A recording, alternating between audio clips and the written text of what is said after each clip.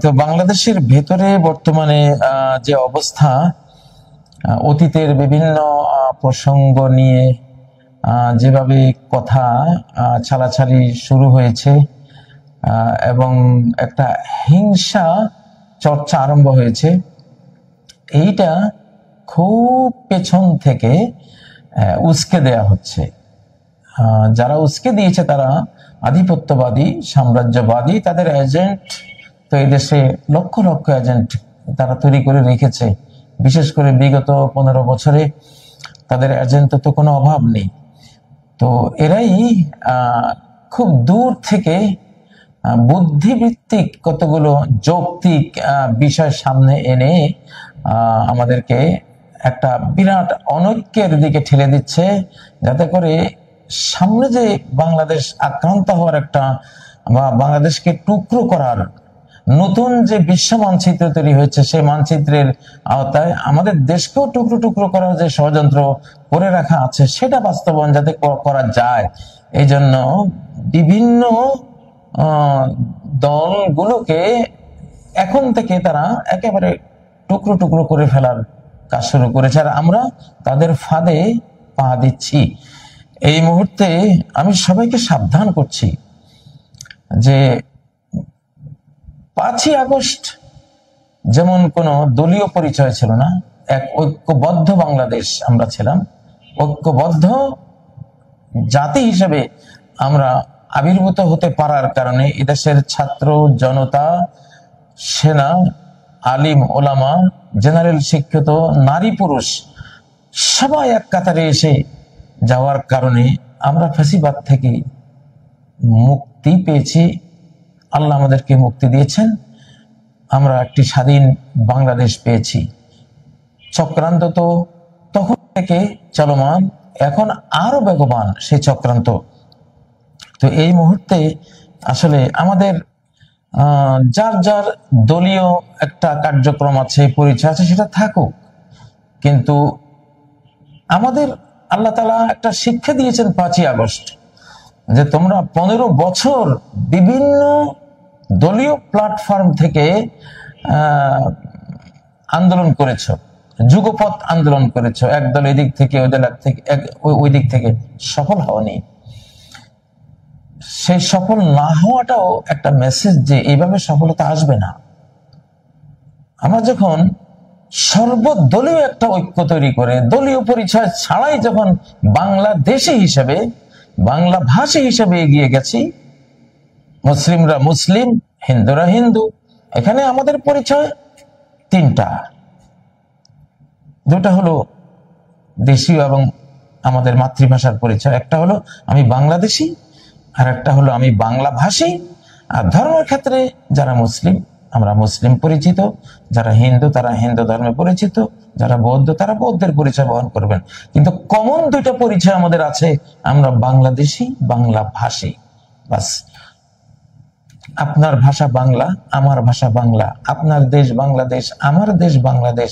আপনাকে বুকে জড়াবার জন্য, আপনাকে বন্ধু হিসেবে, আমার সহযোগী হিসেবে বরণ করার জন্য আর কোনো পরিচয় তো লাগে না। তার উপরে আপনি মুসলিম, আমি মুসলিম, মুসলিমদের মধ্যে যে সংযোগ বা ভ্রাতৃত্ব বা সৌহার্দ্য আছে, মুসলিম পরিচয় তো যথেষ্ট। এখানে 5ই আগস্টকে বহু স্টাডি করেছি আমরা, যে কি ছিল সে দিনটা, কেমন ছিল। সেটা তো ইয়াউমুন মিন আইয়ামিল্লাহ, আল্লাহর দিবসগুলোর মধ্যে থেকে একটি দিবস ছিল। সেটি আমরা ঐক্যবদ্ধ বাংলাদেশ হওয়ার কারণে বিশাল নির্যাতক থেকে আমরা বেঁচে গেছি। তো সামনে কিন্তু আরো বড় চক্রান্ত আমাদের সামনে আছে, এটা আমরা জানি। বাইরের প্রতিবেশী দেশের প্রপাগান্ডা, কি ভয়ঙ্কর প্রপাগান্ডা বাংলাদেশের বিরুদ্ধে। আবার সীমান্তে শুরু হয়েছে পুশিং, শুরু হয়েছে কারফিউ, শুরু হয়েছে গোলযোগ। আবার আমাদের ভেতরে আন্তঃকোন্দল যেভাবে মাথা ছাড়া দিয়ে উঠেছে, এগুলো সব একটা জায়গা থেকে পরিচালিত হচ্ছে, পরিকল্পিত, মুখাত্তাতার ভিতরে বলে, সুপরিকল্পিতভাবে এটা করা হচ্ছে, যাতে করে দেশটাকে শেষ করা যায়। আমাদের পার্শ্ববর্তী একটা দেশের পরিণাম আমরা জানি। কিভাবে খণ্ড বিখণ্ড করে ফেলা হয়েছে। তো বাংলাদেশের ব্যাপারেও সেইম অপরাজনীতি, ষড়যন্ত্রকারীদের রাজনীতি এর উপরে থাবা বিস্তার করেছে।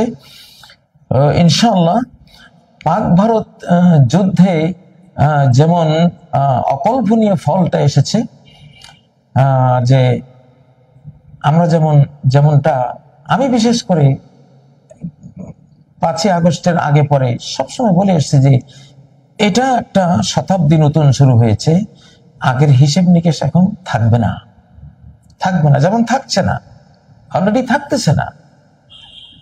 আমাদেরকে এখন বাংলা ভাষী পরিচয় নিয়ে দেশ রক্ষা করতে হবে, বাংলাদেশী পরিচয় নিয়ে দেশ রক্ষা করতে হবে, সাথে মুসলিমদের মুসলিম পরিচয়, হিন্দুদের হিন্দু পরিচয়, যার ধর্মীয় পরিচয় তার কাছে থাকবে, কিন্তু কমন বাংলাদেশী বাংলা ভাষী দুটো পরিচয় আমাদের সবার।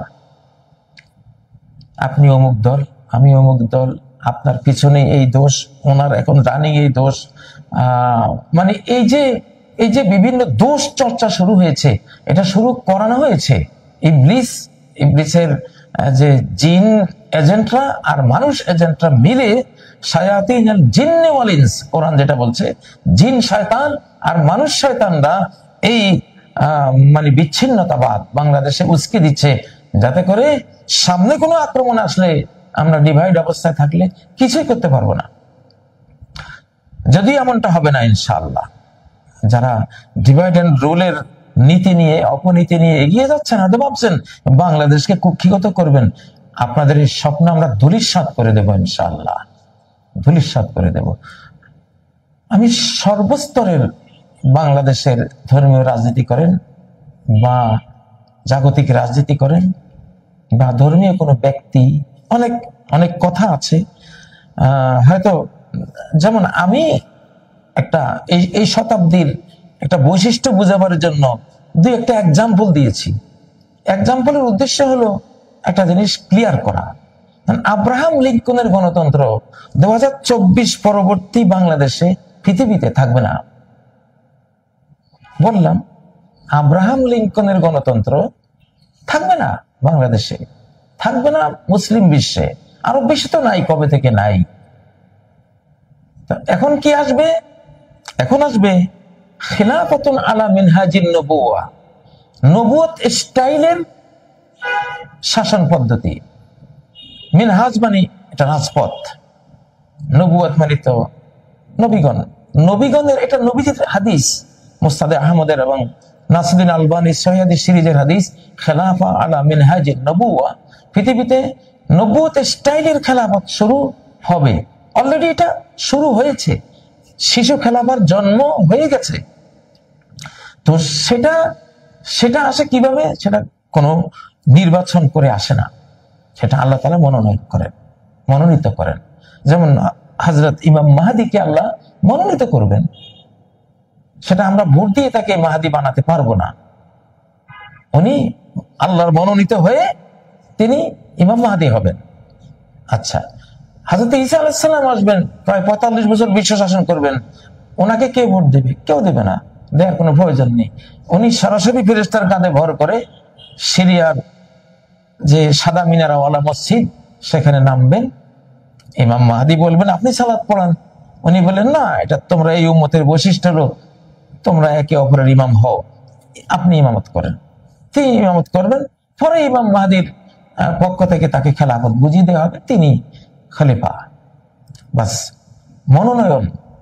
আমি বলেছিলাম এইটা, যে এখন আল্লাহ তাআলা ইন্না খায়রা মান ইস্তাজারাল কওয়িয়ুল আমিন, সূরা আল কাসাসের এই যে আয়াতটি, গতকালকে এটা বলেছিলাম, আপনাদের মনে থাকার কথা, যে যোগ্য, যে আমানতদার, দেশ তার হাতে তুলে দিলে দেশ বিক্রি করবে না, দেশের অর্থনীতি তার হাতে তুলে দিলে সে অর্থ আত্মসাৎ করবে না, দেশের কোনো দায়িত্ব দিলে সে আমানত রক্ষা করবে, তাকে বলা হয় আল আমিন, বিশ্বস্ত।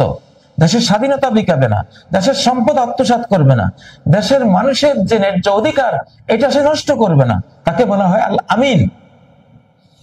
আর আল কওয়ি হলো যোগ্য।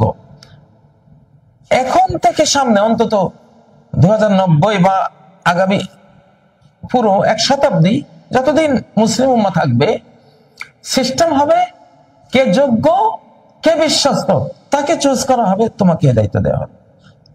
এটা যিনি সামরিক যোগ্য, সামরিকভাবে বিশ্বস্ত, দেশ বিক্রি করবেন না, নিজের জীবন সবকিছু বিলিয়ে দিয়ে দেশ রক্ষা করবেন, তিনি হলেন সামরিক খাতের যোগ্য, সামরিক খাতের বিশ্বস্ত। আচ্ছা, যিনি অর্থনীতির ক্ষেত্রে বুঝেন ভালো অর্থনীতি, আবার তিনি আমানতদার, এক পয়সাও তিনি নষ্ট করবেন না, তিনি অর্থনীতির আল কবিউল আমিন, যোগ্য বিশ্বস্ত, তাকে চুজ করবেন আল্লাহ তাআলা, মানুষকে দিয়ে চুজ করাবেন, তাকে ওই দায়িত্বে বসিয়ে দেওয়া হবে। যিনি শিক্ষা খাতের যোগ্য বিশ্বস্ত, তাকে শিক্ষা খাতে বসিয়ে দেওয়া হবে। আমি এই কথাটা বুঝাবার জন্য বলেছিলাম যে এখন আপনারা ভোট দেবেন আর ভোটে চরিত্র নাই, তার কোনো আমানতদারি নেই, তার কোনো যোগ্যতা নাই, সে একটা দলীয় ব্যানার ব্যবহার করে সে ক্ষমতা আসবে, এই সিস্টেমটা নাই হয়ে গেছে। ইনশাআল্লাহ যে কথাগুলো বলছি প্রত্যেকটা কথা সামনে প্রমাণিত পাবেন আপনারা। আমি বলার কারণে এটা হবে না, আল্লাহ এটা করবেন কোরআন থেকে, সুন্নাহ থেকে বুঝতে পাচ্ছি, সে বুঝটা আপনাদেরকে বলছি। আমি বললাম এইটা যে আল্লাহ তাআলা নবীগণকে চুজ করেছেন, শেষ জমানার খলিফাদেরকেও চুজ করবেন। নবীরাও নির্বাচনে আসেননি, আল্লাহ নির্বাচনে আসেন না, কোন ওলিও নির্বাচিত হন না, এগুলো আল্লাহর ইখতিয়ার, আল্লাহ মনোনীত করেন। সুম্মা ওরাসনাল কিতাব আল্লাযিনা ইসতাফাইনা মিন ইবাদিনা, সূরা ফাতিরের মধ্যে আল্লাহ বলছেন আমার বান্দাদের মধ্যে আমি কোরআন তাদেরকে দিয়েছি, কোরআনে হাফেজ বানিয়েছি, কোরআনের আমলকারী বানিয়েছি, ইসতাফাইনা, যাদেরকে আমি মনোনীত করি। আল্লাহর মনোনয়ন পেলে একজন হাফেজ হতে পারে, আল্লাহর মনোনয়ন পেলে একজন মুফাসসির হতে পারে, আল্লাহর মনোনয়ন পেলেই একজন কোরআনের ওয়ারিস হতে পারে। পৃথিবীতে এখন গণতন্ত্র, ওই যে নির্বাচন বলে আসলে ফ্যাসিবাদ, আসলে জুলুমতন্ত্র, গণতন্ত্রের নামে জুলুমতন্ত্র যেটা আমরা দেখলাম, 3টা নির্বাচন আমরা পেলাম, শুধুই জুলুম, অত্যাচার আর হলো চর্যবৃত্তি করে ওনারা নেতা হয়ে গেলেন। তো এটা আর নাই পৃথিবীতে, সামনে আসবে না। আসবে কি আল্লাহর পক্ষ থেকে, আল্লাহ নিজে কাউকে মনোনীত করে পাঠাবেন অথবা বান্দাদের মাধ্যমে মনোনয়ন করাবেন। এই সিস্টেমটাকে বোঝাবার জন্য বললাম যে বাংলাদেশে যেটা হয়েছে 53 বছরও আমরা আমাদের ডক্টর ইউনূস সাহেবের মতো যোগ্য একজন নেতা কি পেয়েছি? এত নির্বাচন করে পাইনি। এটা আল্লাহ তাআলা ওনাকে বসিয়ে দিয়েছেন। অনেক আমাদের অর্থনীতির দায়িত্বে অনেক একজন দায়িত্ব নিয়েছেন এবং বিভিন্ন ক্ষেত্রে মোটামুটি অনেকে দায়িত্ব নিয়েছেন। এগুলি একটা নির্বাচনের মাধ্যমে আসছে না, চয়েস করা হচ্ছে, বসিয়ে দেওয়া হচ্ছে, সামনে তাই হবে। এটা একটা বিশ্ব ব্যবস্থার কথা বলছি, নিউ ওয়ার্ল্ড অর্ডারের কথা বলছি। আগের সেই আব্রাহাম লিঙ্কনের সেই সিস্টেমে আসবে না, আসবে এখন থেকে সামনে এই মনোনয়ন সিস্টেমে আসবে। এটা বুঝিয়েছিলাম যে এখন থেকে যারা আসবে, আপনি নিজে যদি আসেন, আপনিও হয়তো আপনার যোগ্যতা আছে, বিশ্বস্ততা আছে, আল্লাহ আপনাকে মনোনীত করবেন। ইয়াখলুকুল্লাহু মা ইয়াশাউ ওয়া ইয়াখতার, আল্লাহ যা চান সৃষ্টি করেন এবং ইখতিয়ার করেন, মনোনীত করেন। এখন খলিফারা যেমন মনোনীত হতো, সেই মনোনয়নের যুগ শুরু হয়েছে, মনোনয়নের বিশ্ব ব্যবস্থা শুরু হয়েছে, তাই না? এইটা বুঝাবার জন্য বললাম। এখন এক্সাম্পল দিতে গিয়ে দু একজন মানুষের নাম আসলে আপনি কি বলবেন যে আপনি ওনাকে নবী বলে ফেললেন? আসলে এই যুগের মানুষের আক্কল নেই, মানে অধিকাংশ মানুষের আক্কল নাই, অধিকাংশ মানুষ গভীরভাবে চিন্তা করে না। একটা কথা শুনলেই বাস শুরু করলো, কিন্তু এটার পরিণতি যে নিজের উপরে আসবে, নিজে যে লাঞ্ছিত হবে, পরে তিরস্কৃত হবে, এটা সে বুঝে না। তা আল্লাহ তো কোরআনে বলছেন মাসালু নূরিহি কামিশকাত, সূরা নূরের 35 নম্বর আয়াত। আল্লাহর জ্যোতির উপমা হলো যেমন একটা বাতিঘর বা প্রদীপ রাখা, চেরাগ রাখার একটা দীপাধার, তাই না?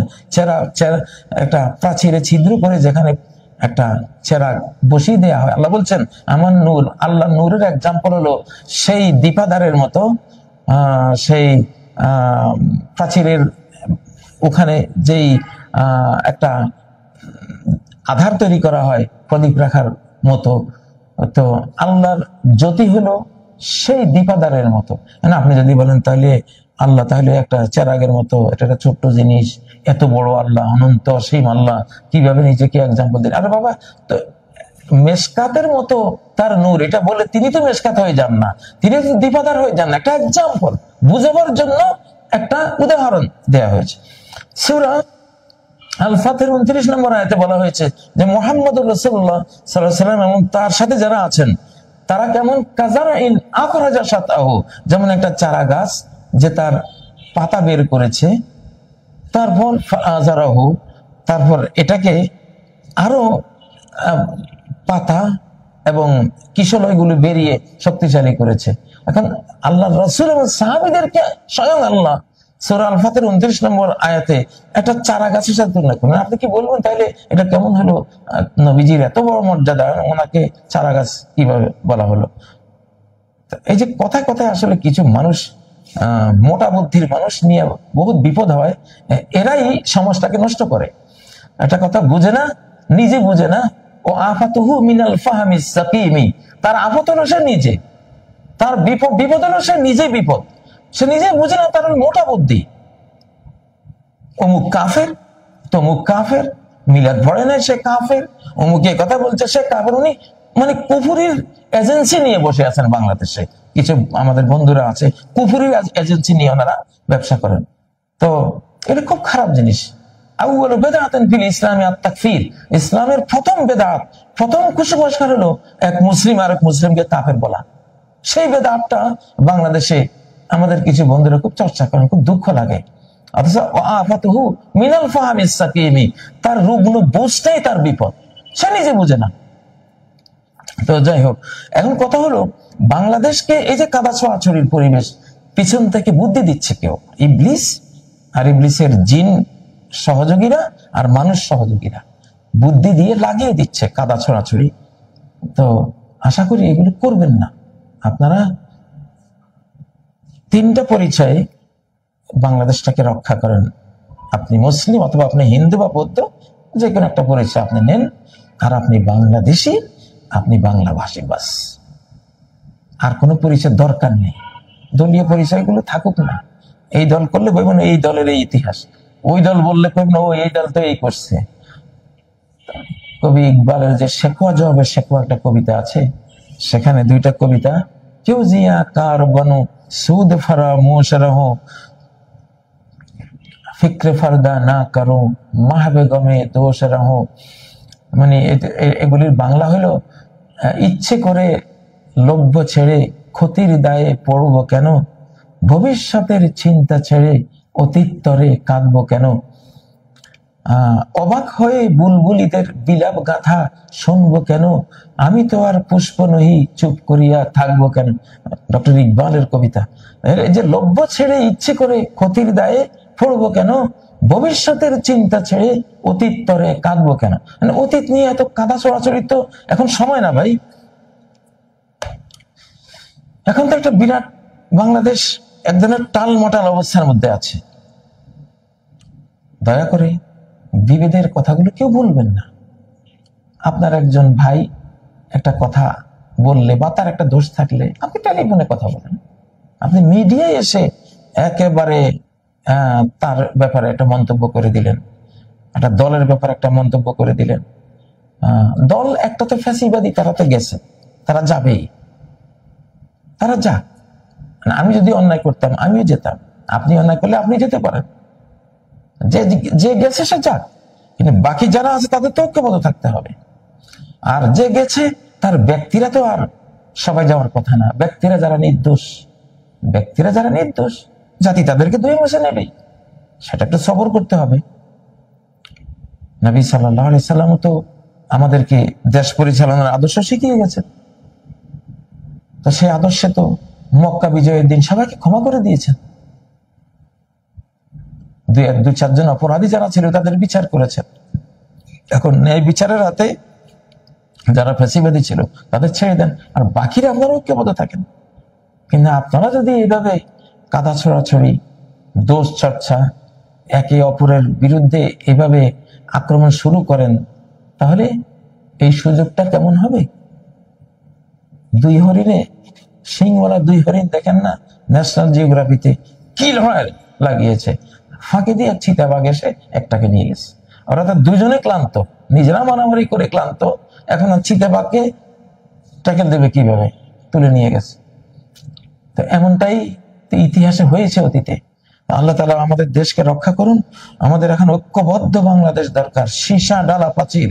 পাকিস্তান যে তাদের প্রোগ্রামের নাম দিয়েছে বুনিয়ান মারসুস, সূরা আস-সাফের 4 নম্বর আয়াত, ইন্নাল্লাহা ইউহিব্বুল্লাযীনা ইউকাতিলুনা ফী সাবিলিহি সাফফান, আল্লাহ তাদেরকে ভালোবাসেন যারা তার পথে লড়াই করে সাফফান, সারিবদ্ধভাবে। কেমন সারিবদ্ধ? কান্নাহুম বুনিয়ানুম মারসুস, যেন তারা সীসা ঢালা প্রাচীর। বুনিয়ান মানে প্রাচীর, মারসুস মানে সীসা ঢালা, সীসা ঢালা প্রাচীর। পাকিস্তান এটা ইলহামি একটা নাম, মানে এখন কিন্তু গোটা মুসলিম বিশ্ব একটা সীসা ঢালা প্রাচীর হয়ে যাবে ইনশাআল্লাহ।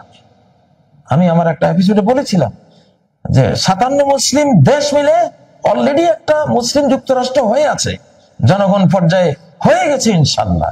এই জন্য পাকিস্তান আক্রান্ত হয়েছে, তুরস্ক এগিয়ে আসছে, আজারবাইজান এগিয়ে আসছে, সৌদি আরব, তারপরে কাতার, আরব আমিরাটস, সবাই মোটামুটি আসার জন্য রেডি হচ্ছিল। তো এখন আস্তে আস্তে দেখবেন আমরা বাংলাদেশ যদি আক্রান্ত হই, সারা পৃথিবীর মুসলিম 57 দেশেই বাকি 56 দেশ হুমকি খেয়ে পড়বে বাংলাদেশে ইনশাআল্লাহ, বাংলাদেশের পাশে আসে দাঁড়াবে। কারণ এটা এখন মুসলিম যুক্তরাষ্ট্র, 4,17,00,000+ বর্গ কিলোমিটারের বিশাল সাম্রাজ্যের মালিক আমরা। আমরা ছোটখাটো না। আমাদের বাংলাদেশ নিয়ে কেউ চক্রান্ত করলে 57 দেশের সমন্বিত মার তার কপালে আছে ইনশাআল্লাহ। আকাশের মার তো আছেই। অতএব এই দেশ নিয়ে কেউ চক্রান্ত করবেন না। আর বন্ধুরা, যেই কর্মে যে পেশাতেই থাকুন না কেন, রমসাদের ফাঁদে পা দিবেন না। তারাই এখন বিভেদের বীজ বপন করতে শুরু করেছে এই দেশে। এক এক দলকে এক এক ভাবে টের পাচ্ছি, অবস্থা দেখে তো বুঝতেছি যে কোনখান থেকে তারা ছড়ি ঘুরাচ্ছে। ওই যে পাক ভারত যুদ্ধটা দেখবেন, ওখানে যারা পরাজিত হয়েছে, সে পরাজয়ের সেই আফসোস, সে দুঃখ ঘুচাবার জন্য যে কোনো টাইমে এইদিকে তারা অলরেডি তো প্রস্তুত হয়ে বসে আছে, একটা বিশাল বিপর্যয় ঘটাবার পরিকল্পনা করে বসে আছে। এই সময় জাতির মধ্যে অনৈক্যের বীজ যারা বপন করবেন, অযথাই নিজে বুঝেন না, দোষ হলো নিজের। দোষ ভাই কার না আছে? নিজের দোষটা হলো আপনি ঠিক মতো বুঝেন নাই, আপনি না বুঝে আমার সমালোচনা করলেন, বা আমি না বুঝে আপনার সমালোচনা করলাম। এটা তো ঠিক না, এগুলো ঠিক না। সমালোচনা আমার জীবনে আজকে কত 2 দশকেরও বেশি, প্রায় 3 দশক মিডিয়ায় কাজ করি, একটা দিনও তো কারো নাম ধরে সমালোচনা করিনি, আজও করি নাই। অথচ কত আমার বন্ধুরা আছেন নাম নিয়ে একেবারে কত রকমের ফতোয়া দেন, যেন উনি কেবল মুসলিম পৃথিবীতে, ঈমান শুধু ওনারে আছে। আসলে আরেকজনকে কাফের বলে কারা? যার ভিতরে কুফরি থাকতে পারে। একজন মুমিনকে যারা কাফের বলে, তার নিজের ব্যাপারে সন্দেহ আছে। নবীজি বলেছেন, ইল্লা বা'আ আহাদুহুমা মান ক্বালা লিআখিহিল মুসলিম ইয়া কাফের, যে ব্যক্তি বলবে তার মুসলমান ভাইকে কাফের, তাহলে বুঝতে হবে যদি ওই মুসলিমটা কাফের না হতে যে বলেছে, তার ভিতরে কুফরি আছে, সে নিজে ওই ডিজিজে আক্রান্ত, ওই রোগে আক্রান্ত। এই জন্য সে আরেকজনকে নিজের আয়নায় বিচার করে। তো এমনটা করা ঠিক না। আর অতীতের এই কাদা ছড়াছড়িগুলি বাদ দেন, সামনের মহাবিপর্যয় সামনে কিভাবে ঠেকাবেন এটা চিন্তা করেন। ইনশাআল্লাহ আল্লাহ তাআলা তাহলে রক্ষা করবেন।